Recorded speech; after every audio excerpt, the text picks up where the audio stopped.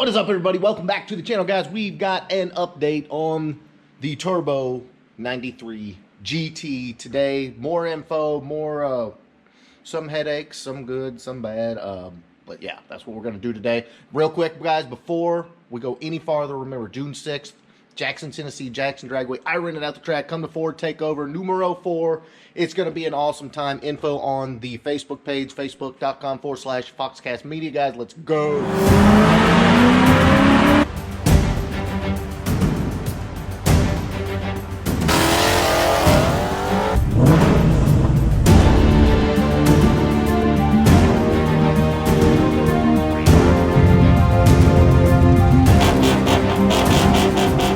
Simple.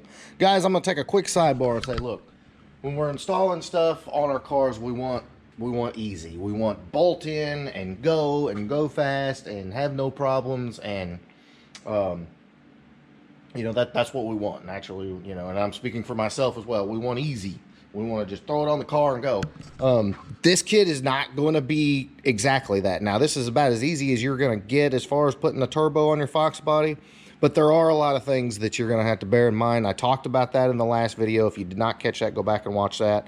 And I get into all that. But let's kind of talk about a few things on the car before we go any further. All right, guys, as you can see, the intercooler is in. We've got all the piping and plumbing and everything is all hooked up. Now, here's the deal, y'all. The inner bumper support that goes right here was going to take a lot of work, a lot of trimming, and you know, not that it did a whole lot anyway. It's, you know, it's basically a fiberglass piece, as you can see right here. I mean, that's all it is just a fiberglass piece, and it was going to take quite a bit of trimming. So what the customer is going to end up doing is just putting there's a company that makes just like a tubular inner bumper, and just kind of goes right here and bolts in. So that's what we're going to do on that. Yes, you can make the factory inner bumper work, but you know, after all the trimming you're going to have to do to make it fit, it's going to be, I mean, you're pretty much going to ruin the integrity of it anyway. And then again, next up, these brackets, you know, you are going to have to make the brackets. We have not gotten the new bolts to, you know, make them pretty, and we haven't cut them down, anything like that. That is coming. But when you get those on there, just make sure you leave those loose, because as you're getting these pipes in, I mean, you're going to be moving them a lot. Next up, you're also not going to be able to just bolt your factory bumper cover back on. If it's a GT with the fog lights, you're going to have to do quite a bit of modification to the fog light bracket to make it work. If you want to retain your fog lights, which I'm sure most of you do, bear in mind you will have to fool with that. And again, guys, there's different tolerances on different cars. So, you know, you're just going to have to do some trial and error and some tweaking and stuff like that to make that work. It's not easy, but, you know, again, this is about as easy as you're going to put a single turbo system on a Fox body. All right, boys, up top here, real quick, we do have the valve covers off. What we're doing basically is modifying both of them so we have breather tubes up in the front. Because of the excess crankcase pressure you're going to end up having with the boosted application. Those are off being made. That's why the car is not done. That's why we don't have the first fire. We're just waiting on those. But those are coming. Won't be long. Won't be long at all. Couple other things. We got the some of the sensors in. We got this coolant temperature sensor for the Dakota digital cluster, which I'll show you in a minute. Got that on there. And then the oil pressure sender. I've got that on there, and the 3-bar map sensor for the micro squirt system, which I will go over with you in just a minute because it is a pretty neat little setup. But guys, under the hood, other than that, we're just waiting on the valve covers, and we'll pretty much have a first fire, you know, start working on doing some tuning and stuff like that. Get the downpipe in. We got brand new plugs in it, so hopefully we won't have to worry about that. Let's see the little turbos all. It's ready. It's ready, guys. It's ready to make boost. So that is the haps under the hood. A lot of the cold side and hot side is there. Just lacking a few more minor things, and she's ready to make boost. All right, boys, so let's talk about engine management real quick, because you are going to have some custom tuning in a situation like this. You could probably get away with your stock ECU and an SCT tune with a, you know, an SCT like 7-position chip, something like that. This option I think is probably a little better, and there's a couple out there. The Pimp XS is one of them, but this is the Micro Squirt. I guess this is the little brother of the Mega Squirt. But I think this one's around $500. It's pretty neat. I mean, this is the brain here. You can see Micro Squirt there, and then just plugs into your factory wiring harness. And then you've got, it actually has some cool features here, which we were just noticing. It's got a lead for your fan, so it'll control your fan. You got a tack wire right there. I mean, that's really cool. And then, of course, this is what you plug up. It comes with this serial cable here, and you can plug up and do your tuning like on, you know, any laptop, whatever. The back side here, it's got all your pins labeled, which is nice. And this is a Micro Squirt Engine Controller V3.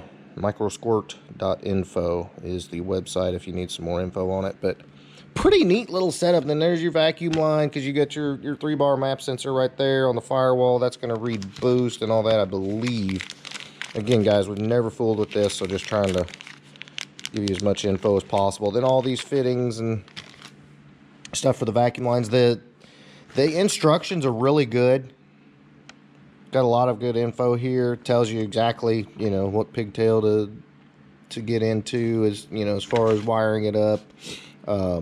Over the different years, you got 8795 here, and then 9604 here. But as we get into tuning this, guys, and seeing how it operates and all that, have more info on that. Kind of excited to see how this works. It's going to be neat. All right, boys, real quick here. As far as the battery relocation, I had a few questions about that.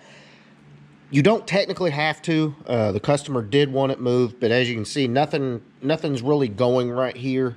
All the turbo and all the associated parts are over on that side, so technically you'd be fine leaving the battery here, but you know, while you're at it, you might as well go ahead and get the battery out of there and move it back here. A little better weight distribution, clean up the underhood, stuff like that.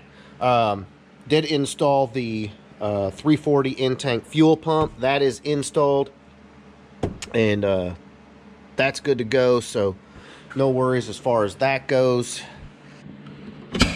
All right, boys, let's talk about the Dakota cluster.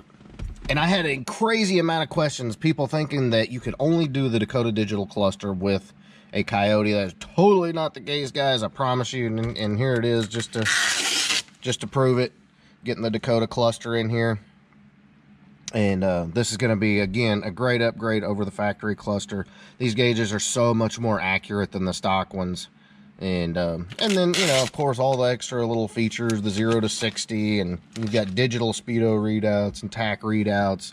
0 to 60 times, quarter mile time. It's got all kinds of crazy little things you can do. And not only that, y'all, but like, you know, as it relates to my car, most people don't even notice that it's not the factory cluster unless, you know, they're, you know, used to looking at these cars, and then they'll be like, oh, that's super cool, you know, love the Dakota cluster. But yeah, guys, you can put these, doesn't matter what engine you've got in your Foxbody, you can have a 2, 3, 4 cylinder in it and run the Dakota cluster, and they're gonna look great. They work great. We haven't had a single issue with any of them, and love them. Absolutely love them. Great quality product. All right, boys, so that is the update on the On3 turbo install. Again, y'all, this is pretty cool. This is a very popular kit, and it fits great. It just, you know, again, it's not going to be a complete bolt-in kit. You are going to have to earn it. So just be prepared on the front end. This car is going to make great power. It's going to be a lot of fun. And I'm excited to see how she runs. So there you go, boys. What we've got left basically is just get the exhaust on, get the valve covers back on there. Whenever we get those back and fire it up, do some tuning. Once it's tuned, we can send it. You definitely don't want to get crazy with it before it's tuned. So that is what is up, guys. This car is going to be a beast. And before I go any farther, he did order a little little addition for it. Gonna get some of the heat out from under the hood, y'all, because I promise you, you're gonna have some underhood temps. Be prepared for the underhood temps. But I like this hood. It's like the 03 Cobra heat extractor style. That's gonna be pretty sharp. So there you go, guys. That is the that's pretty much it as far as the build on the On3 Turbo kit on the 93 GT. I know I've said that a million times, but hey, it is what it is. The next video you will see is us firing this up. All the little details and stuff, guys, it's pretty simple. Just throwing the exhaust on, the valve covers, all of that. So I'm not going to bore you with all those details. So next time you see the 93 GT, it'll be making turbo noises. I'm super excited for that. It's going to be awesome. A lot of hard work. Should be worth it. So if you got any questions, guys, drop them down below. I'll try to answer them in the final video. If you are considering this kit, it's a pretty cool kit. I like it. It's going to make turbo noises. Turbo noises are good. So in the meantime, if you like fox bodies that make turbo noises, please give me a big thumbs up. Make sure you smash that subscribe button. And we've got to do some coyote stuff. So keep it tuned right here for coyote stuff. Later, guys.